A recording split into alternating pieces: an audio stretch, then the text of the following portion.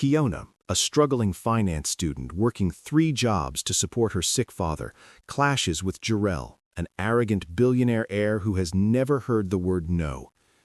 The drama kicks off at a basketball championship when Keyona, desperate to make rent, tries to sell Jarell a bottle of water for $3. Jarell humiliates her in front of his friends by refusing to pay the full price, tossing $2 at her and telling her to keep the change. His best friend Trey sees this and challenges Jarell to a cruel bet. Jarell must make the water girl fall in love with him in just 3 days to win a gold watch.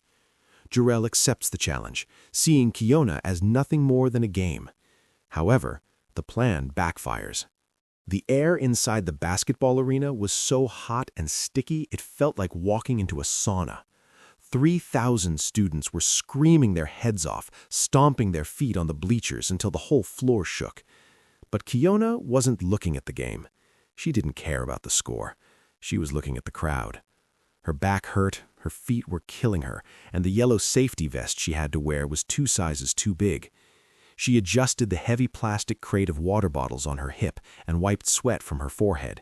She needed to sell every single bottle tonight. If she didn't, she wouldn't have enough money for her rent on Friday. It was that simple. She moved to the expensive seats near the court, scanning for anyone who looked thirsty and rich. That was when she saw Jarell. You couldn't miss him. He was sitting in the front row with his legs stretched out like he owned the building. He was wearing a varsity jacket that probably cost more than Keyona's car, and he was staring at his phone, completely ignoring the game. He looked bored. He looked like the kind of guy who never had to worry about a bill in his life. Keyona took a deep breath. She stepped in front of him, blocking his view. "Water," she said, loud enough to be heard over the noise. "Ice cold, $3. Jarell didn't even look up. He just raised his hand and snapped his fingers twice. Click, click. It was the kind of thing you do to a waiter you don't respect, or a dog. Keyona felt her face get hot. She wanted to walk away, but she needed the money. She reached into the ice, pulled out a cold bottle, and put it in his hand. He opened it, drank half of it in one big gulp, and then finally looked at her. He made a face like the water tasted bad. $3, he laughed. He looked at his friends. "For a bottle of water? I'll give you 2. Keyona stopped moving. The noise of the crowd seemed to fade into the background. "It is $3, she said, keeping her voice steady. "That is the price. If you can't afford it, don't drink it." Jarell's smile disappeared. His friends stopped laughing. Nobody talked to Jarell like that. He stood up slowly. He was tall, and he smelled like expensive cologne. He leaned in close to her face. "I can buy this whole stadium," he whispered. "Don't tell me what I can afford." He pulled 2 crumpled dollar bills out of his pocket and threw them into her water crate. They landed in a puddle at the bottom. "Keep the change," he said, "and learn some manners." He sat back down and turned his back on her. Keyona stared at the wet money. She felt tears stinging her eyes, but she refused to cry. Not here, not in front of him. She grabbed the $2, her hands shaking with anger, and walked away. She didn't know that this tiny fight over $1 was about to change her life forever. If you are enjoying this story so far, make sure you hit the subscribe button below. It helps us bring you more drama like this. As she walked up the stairs, she felt small and invisible. But she was wrong. She wasn't invisible. Jarell was watching her go, and he wasn't done with her yet. Later that night, the locker room was full of steam and loud talking. Jarell was slamming his locker shut. He was still mad. It wasn't about the money. It was never about the money. It was about respect.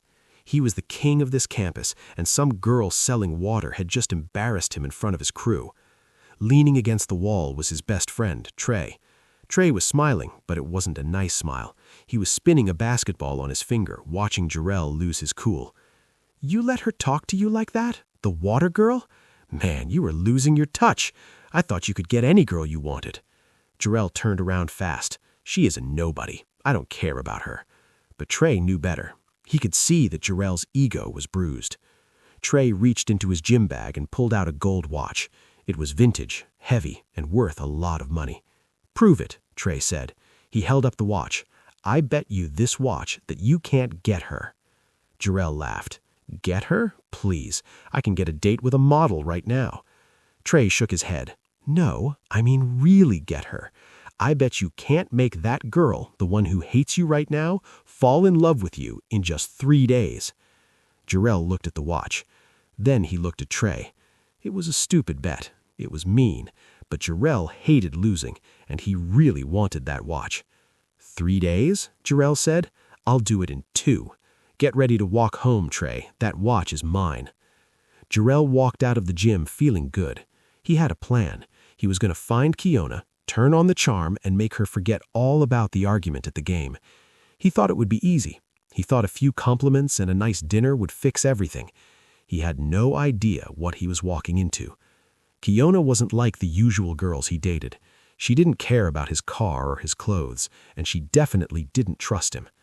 The game was on, but Jarell didn't realize he was the one being played. The next morning, Keyona was sitting in the back of the library. It was quiet. She had a pile of books on the table, trying to study for a big finance test. But it was hard to focus because her stomach wouldn't stop growling. She hadn't eaten breakfast. She barely had enough money for lunch. She put her head in her hands, trying to ignore the hunger. Suddenly, a shadow fell over her table. She looked up. It was him, the guy from the stadium, Jarell. He was holding 2 coffees and a bag from the expensive bakery across the street. The smell of warm cinnamon rolls hit Keyona's nose instantly. Her mouth watered, but she crossed her arms and glared at him. If you were here to ask for your $2 back, I already spent it, she said. Jarell didn't laugh. He actually looked nice. He pulled out a chair and sat down. I'm here to say sorry, he said softly. Keyona stared at him. She didn't believe him for a second. Guys like him didn't say sorry. Did you hit your head? Asked Keyona. Jarell smiled a little. He pushed the coffee toward her. I was a jerk yesterday, he admitted. My friends were watching and I tried to show off. It was weak. I want to make it up to you. Keyona looked at the coffee. It was steaming hot. I don't take drinks from strangers, she said. I'm Jarell, he said. Now I'm not a stranger. He opened the bakery bag. Inside was a giant cinnamon roll. Eat it, he said. You look like you haven't eaten all day. Keyona hesitated. Her pride told her to tell him to get lost, but her hunger was stronger. She took the roll. She took a bite. It tasted amazing. Okay, she said, wiping sugar off her lip. Thanks, but this doesn't mean we are friends. Jarell leaned back in his chair. Fair enough, he said, but let me take you to dinner tonight. A real apology. Keyona tried to say no, she really did, but Jarell was persistent and charming. That evening he picked her up, but instead of taking her to a fancy restaurant where she would feel out of place, he let her pick the spot. They ended up at a small, greasy street food stand that sold burgers for $5. Jarell looked totally out of place in his designer jacket, sitting on a wobbly plastic stool. Keyona watched him try to wipe the grease off the table with a tiny napkin. It was kind of funny. So, Jarell said, taking a bite of his burger and trying not to make a face, why do you work so much? Doesn't your family help you out? Keyona stopped chewing. She looked down at her plate. My dad got sick last year, she said quietly. The medical bills took everything. The house, the savings. He's better now, but we're starting from 0. Actually, less than 0. She looked him in the eye. That is why I fought you for that $1. That $1 was my bus fare home. When you didn't pay it, I had to walk 5 miles. Jarell stopped eating. He felt a cold knot form in his stomach. He looked down at his shoes. His shoes cost $500. He had made her walk 5 miles just so he could look cool in front of his friends. For the first time, he felt real guilt. This wasn't part of the plan. He was supposed to be tricking her, but instead he felt like a monster. I didn't know, he whispered. Rich people never know, Keyona said. That's why you're rich. She finished her burger and wiped her hands. Why are you really here, Jarell? Guys like you don't hang out with girls like me. Jarell wanted to tell her about the watch. He wanted to tell her about the bet, but he couldn't. Looking at her face, seeing how tired and honest she was, the words got stuck in his throat. I wanted to see if you were real, he said instead. Everyone around me is fake. You are the most real thing I have seen all year. Keyona blushed. She looked away, hiding a small smile. Jarell felt a strange thump in his chest. He wasn't acting anymore. For the next 2 days, they were together constantly. Jarell walked her to her classes. He waited for her outside the library. He even came to the basketball game the next night, but this time he didn't sit in the seats. He stood next to her while she sold water, carrying the heavy crates for her. His friends were watching from the stands, looking confused, but Jarell didn't care. He liked hearing her laugh. He liked the way she talked about her dreams of opening her own business. He was falling for her. Hard. It was the third day, the deadline for the bet. Jarell sat in his car, staring at the steering wheel. He had his own watch in his pocket, the one he was supposed to win. He didn't care about winning anymore. He just wanted her. He pulled out his phone and texted Trey. "The bet is off. Don't say anything." He put the phone away. He was going to tell Keyona the truth himself. He was going to apologize, explain everything, and beg her to forgive him. He started the car and drove to campus to meet her. He felt happy. He felt light. He thought he could fix this. But he forgot one thing. Trey wasn't just his friend. Trey was a snake. And snakes don't like it when you change the rules of the game. As Jarell drove into the parking lot, he saw a crowd gathered near the fountain.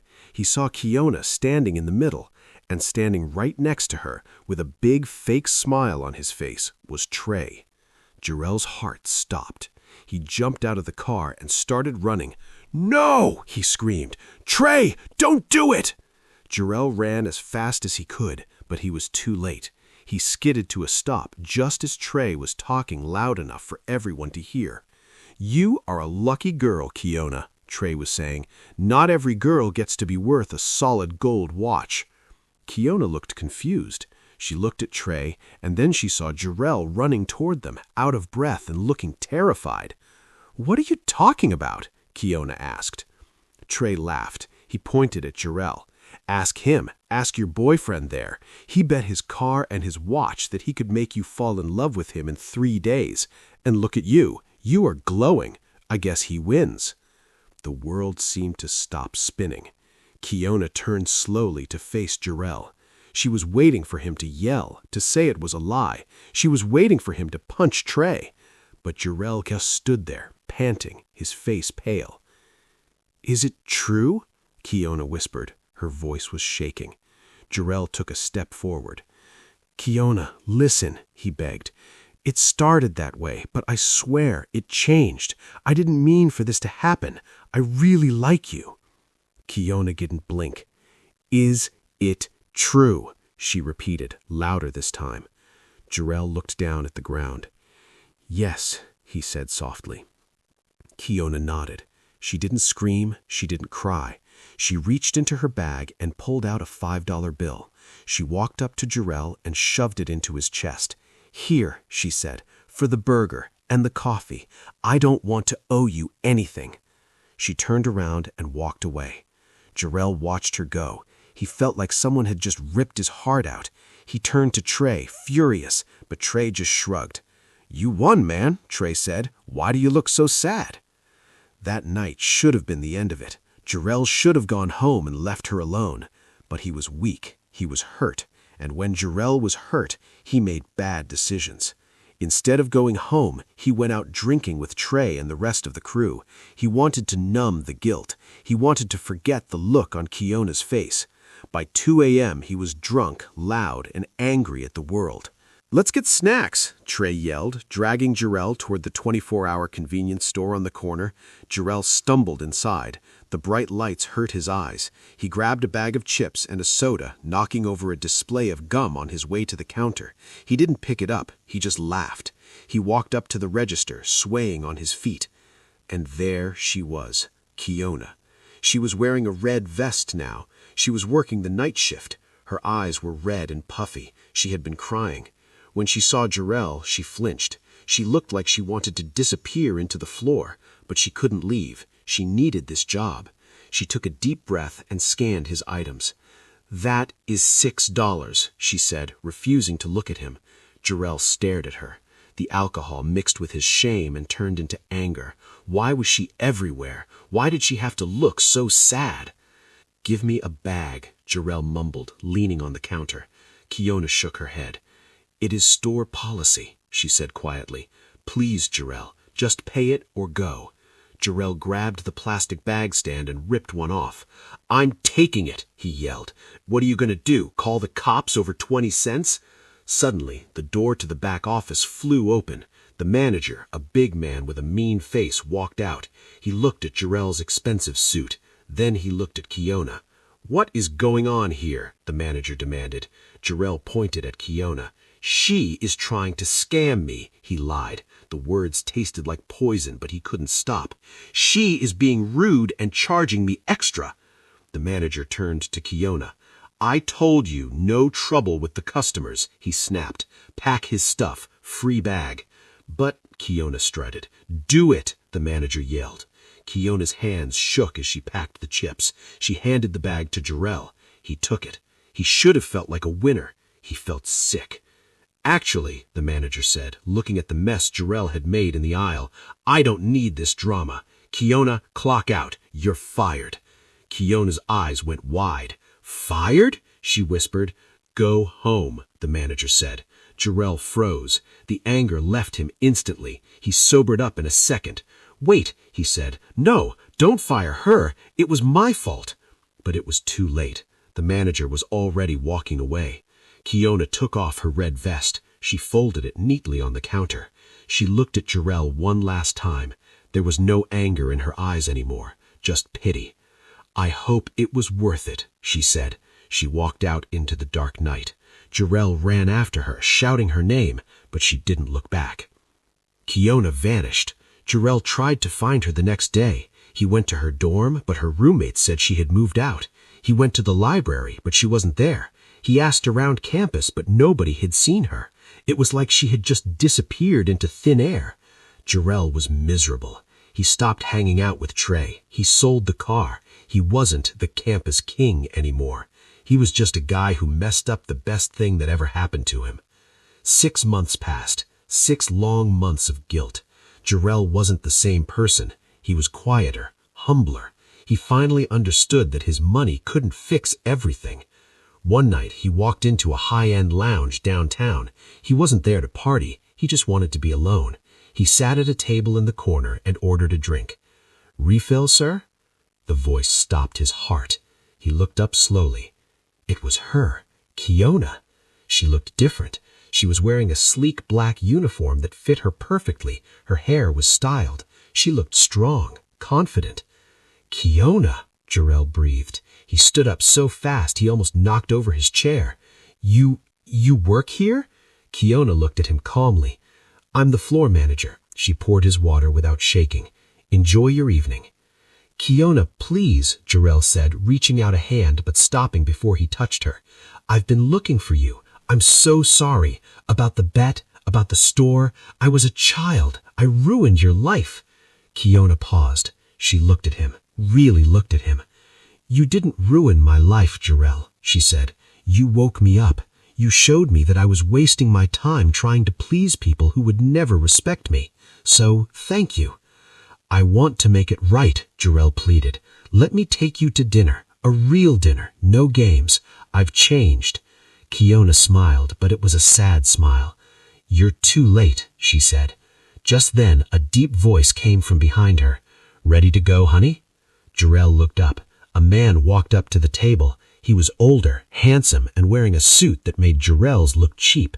This was Deshawn. He was a tech mogul who owned half the city. Everyone knew who he was. Deshawn placed a hand gently on Keyona's back. He didn't grab her. He supported her. "I'm ready," Keyona said softly to him. Jarell felt like he couldn't breathe. "Who is this?" he asked. Deshawn looked at Jarell with a calm smile. "I'm her fiancé," he said. He extended his hand. "Deshawn, nice to meet you." "Fiancé," the word echoed in his head. Keyona looked at Jarell. "This is Jarell," she told Deshawn. "Just a customer I used to know." Used to know.